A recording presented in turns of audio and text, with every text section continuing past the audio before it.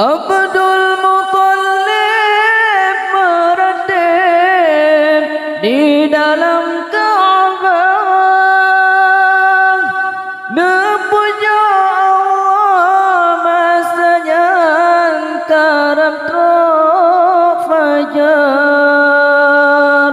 Ka'bah di musuh kekahu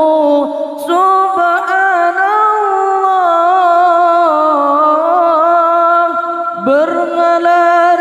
badum menco Abibi nasa marhaban ya habibi wa qurra